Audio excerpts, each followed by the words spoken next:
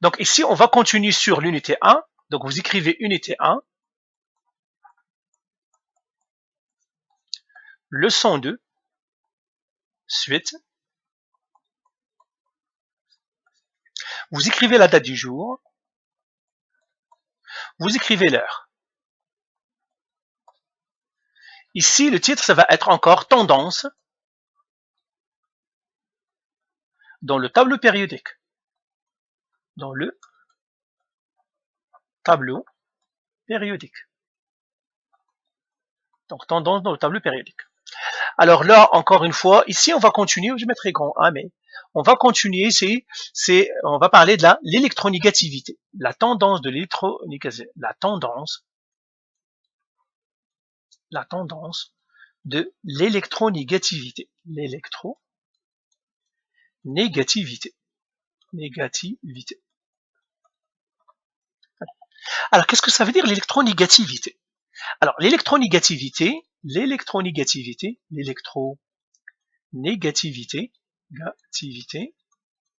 est la capacité d'un atome à attirer, ou bien arracher, ou bien attirer un électron d'un autre atome.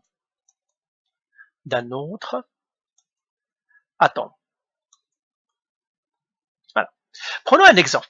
Donc, je prends tirer mon tableau périodique encore. Exemple. Vous écrivez exemple.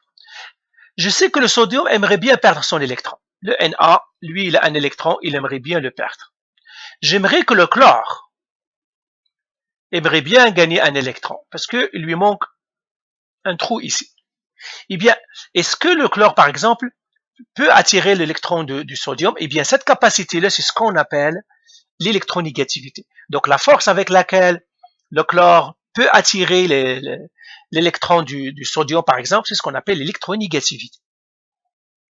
Donc, alors l'électronégativité est généralement utilisée pour les non-métaux. Pourquoi? Parce que ce sont les non-métaux qui veulent gagner des électrons. Les métaux, eux, ils veulent perdre des électrons. Donc, pour eux, attirer des électrons, c'est quelque chose qu'ils ne considèrent même pas. Ça ne veut pas dire qu'ils n'ont pas d'électronégativité. Ben oui, ils en ont aussi, mais très très petite. Donc, on va l'écrire ici. Donc, par exemple, le sodium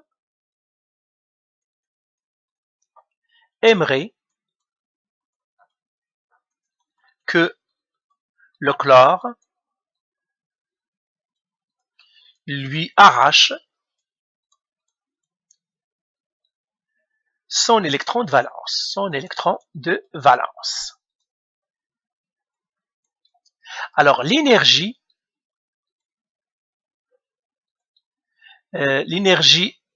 dépensée par le chlore pour arracher l'électron du sodium, du Na, est appelée affinité électronique. Affinité électronique. Alors, il faut faire une petite différence. La capacité, c'est l'électronégativité. L'énergie, c'est l'affinité. OK? Mais pour nous, on va utiliser toujours l'affinité. Donc, l'affinité, comme on l'a défini, ici, c'est quoi? C'est la capacité qu'un atome, c'est la capacité d'un atome à attirer un électron d'un autre atome. Alors maintenant, regardons deux exemples. On va prendre un autre exemple maintenant. Pour bien comprendre cette affinité et cette capacité, regardez par exemple. J'ai le sodium ici. Il a un électron, il aimerait bien que quelqu'un le lui arrache. Il trouve devant lui le chlore. Comme ça. Le chlore aimerait bien arracher un électron parce qu'il a un trou. Je mettrai un X ici, je mettrai un trou. Ici. Mais maintenant, j'ai un autre, sodium, c'est Na. Un autre sodium Na. Est-ce que j'ai écrit le Na encore ici ou N? Oui, c'est Na. Na, mais il trouve devant lui le fluor. Par exemple. La question maintenant qui se pose, qui va arracher plus facilement l'électron du sodium, le chlore ou le fluor? Eh bien, celui qui va arracher plus facilement l'électron du sodium, il a la plus grande électronégativité. Eh bien, dans ce cas, c'est le fluor. Alors, le fluor, très tout simplement F, le fluor a une plus grande électronégativité, a une plus grande électronégativité,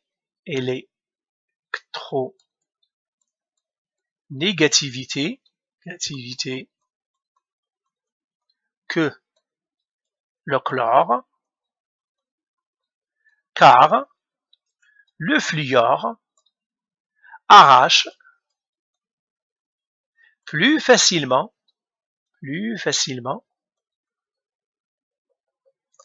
l'électron du sodium que ne le fait le chlore. Donc, par exemple, qui a la plus grande électronégativité? Est-ce que le fluor ou bien le chlore? Le fluor a une plus grande électronégativité et par suite, elle a une plus grande affinité. Donc, électronégativité, toujours, moi je mettrai EN maintenant, électronégativité. Négativité. Alors, maintenant, comment on va le savoir?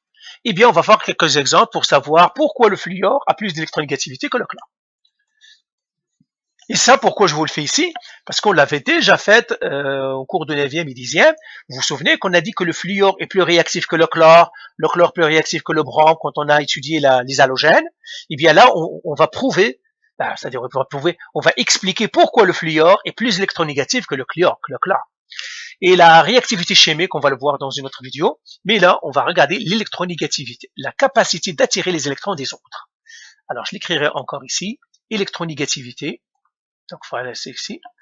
Électronégativité. Je mettrai EN tout simplement. Électronégativité, EN, égale capacité d'attirer les électrons des autres.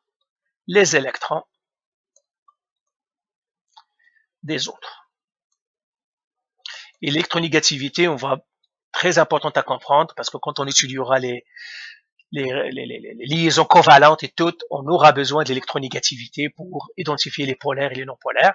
Donc l'électronégativité est très importante. Sa définition, capacité d'attirer les électrons des autres atomes. Un atome, plus l'électronégativité, plus il va attirer les électrons des autres. Ok, donc maintenant on va prendre quelques exemples.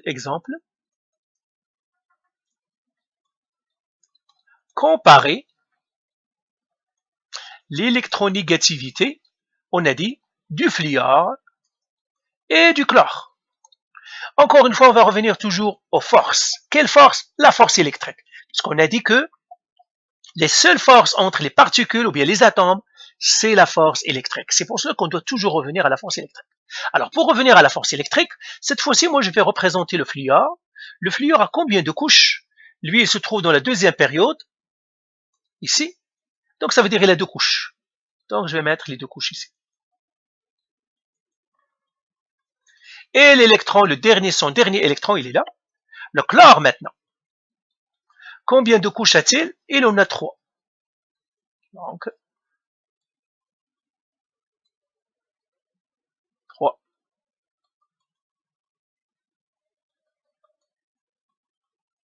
Son dernier électron, il est là.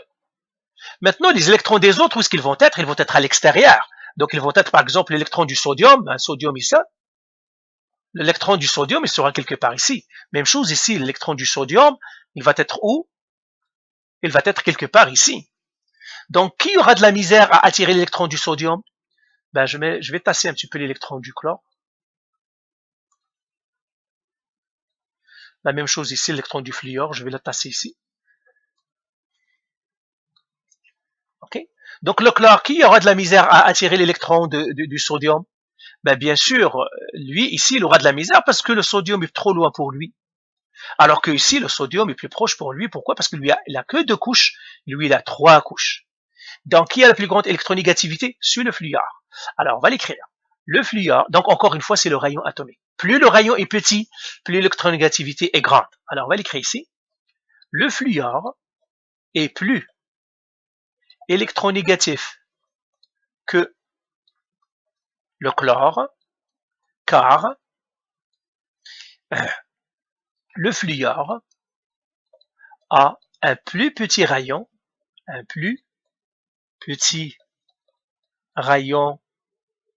que le chlore, et par suite, sa force électrique est plus forte. Et par suite, la force électrique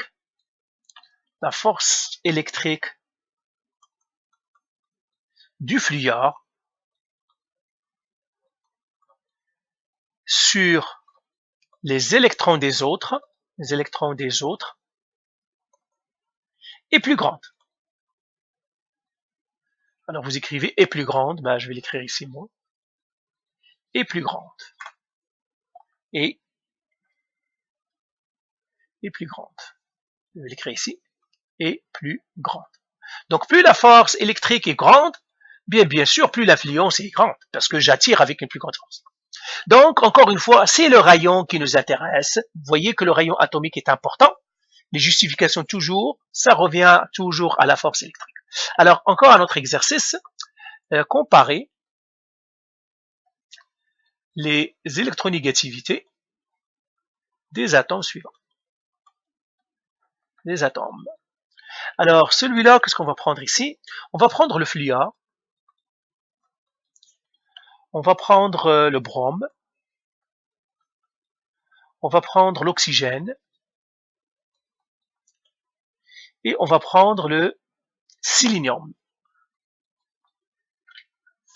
Alors, pour comparer l'électronégativité, encore une fois, qu'est-ce qu'on va faire? Les rayons. Donc, moi, je vais écrire chacun c'est quoi? Le fluor. Le fluor, combien de couches a-t-il? Il a 2 couches. Combien d'électrons? Combien de protons? 9 protons. Qui d'autre? Le brome. Combien de couches a le brome? Il en a 4. 4 couches. Combien de protons? 35 protons. Après, on a l'oxygène. L'oxygène, combien il a de couches? 2 couches. Combien de protons? 8 protons. Et puis finalement, on va faire le dernier.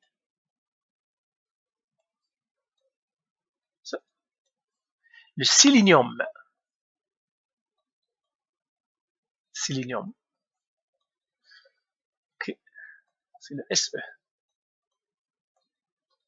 Le sélénium, lui, il a combien de couches? Il a 4 couches. Combien de protons? 34 protons. Et bien voilà, on a sorti nos informations. Maintenant, qu'est-ce qu'on va faire? Le rayon. Trouver, classer les atomes par leur rayon. Classer les atomes selon leur rayon.